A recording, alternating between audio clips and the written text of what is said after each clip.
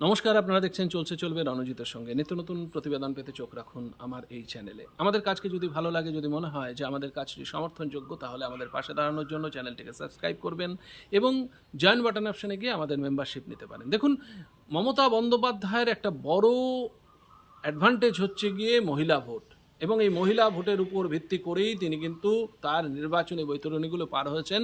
বিগত যে সমস্ত নির্বাচন হয়েছে সেখান থেকে স্পষ্ট, এবং সেই কারণে এটাকে মাথায় রেখেই 2024-এর লোকসভা নির্বাচনের আগেই এই সামনের মাস থেকে এপ্রিল মাস, মানে মে মাসে যদি ভোটটা সম্পাদিত হয়, তার আগের মাস থেকে মহিলাদের 500 থেকে 1000 থেকে 1200 টাকা লক্ষ্মীর ভাণ্ডারে চালু করলেন। এটা কোন তাগিদে করলেন স্পষ্ট বুঝতে পারছেন যে মহিলারা তার পাশ থেকে সরে যাচ্ছে। সন্দেশখালির ঘটনা চোখে আঙুল দিয়ে দেখিয়ে দিয়েছে যে শুধু একটা সন্দেশখালি না, এই রকম সন্দেশখালি পশ্চিমবঙ্গের বিভিন্ন প্রান্তে কিন্তু চাপা রয়েছে, ছাই চাপা আগুন, যে কোনো সময় সেটা কিন্তু বাস্ট করবে। এবং আপনারা দেখেছেন সন্দেশখালির ঘটনা সামনে আসার অব্যবহিত পরেই পাঁচলা বলুন, আপনার কোচবিহার বলুন, এরকম বহু জায়গায় কিন্তু মহিলারা, বীরভূমে বলুন, অনুব্রতের এরিয়া, সেখানেও মানুষ কিন্তু এইভাবে বঞ্চনার শিকার হয়েছে দিনের পর দিন। এইভাবে সেখানকার স্থানীয় নেতা মস্তান গুন্ডা বাহিনীর দৌরাত্ম্যে তারা তিতিবিরক্ত, তটস্থ, কোনো বক্তব্য রাখতে পারেনি, কোনো রকম প্রতিবাদ করতে পারেনি, কিন্তু সন্দেশখালি দেখিয়ে দিয়েছে প্রতিবাদের ভাষা, প্রতিবাদের অভিমুখ। এবং সেই কারণে মমতা বন্দ্যোপাধ্যায় এটা স্পষ্ট বুঝতে পারছেন যে আগামী ভবিষ্যতে কিন্তু এই মহিলাদের আর তার ভোটগুলো নিশ্চিন্তভাবে তাদের ব্যালট বক্সে আর পড়বে না, এবং সেই কারণে তিনি তড়িঘড়ি এই টাকাটা বাড়ানোর চেষ্টা করলেন এবং এই টাকাটা বাড়ালেন।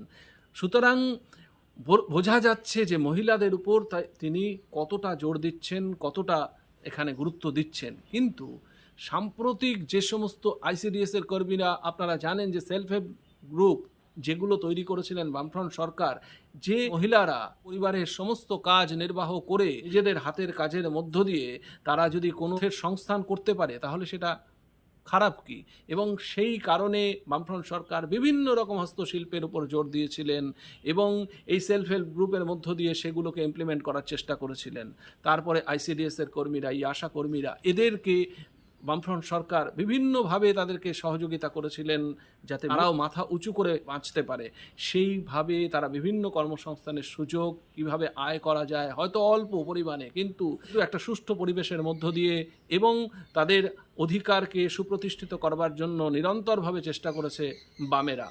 কিন্তু বর্তমানে এই সরকারের আমলে তারা কিন্তু ভালো নেই, সুখে নেই। তাদের প্রতিদিন এক একটা করে দাবি, যেগুলো সরকার মানছে না, এই কারণে তারা কিন্তু সরকারের বিরুদ্ধে প্রবল আন্দোলনে ফেটে পড়ছে। গতকাল আপনাদের একটা আমি দেখিয়েছিলাম আসামে এই আইসিডিএসের কর্মীদের বিক্ষোভ আন্দোলনের ছবি।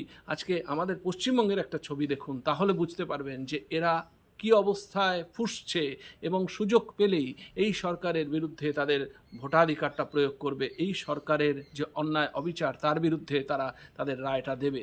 আপনারা ছবিটা দেখুন যে কলকাতার বুকে এই আইসিডিএস কর্মী, আশা কর্মীরা কীভাবে বিক্ষোভে ফেটে পড়েছে এই সরকারের বিরুদ্ধে, যেটা কিন্তু মমতা বন্দ্যোপাধ্যায়ের চিন্তাটা অনেক বাড়িয়ে দিয়েছে নির্বাচনের আগে।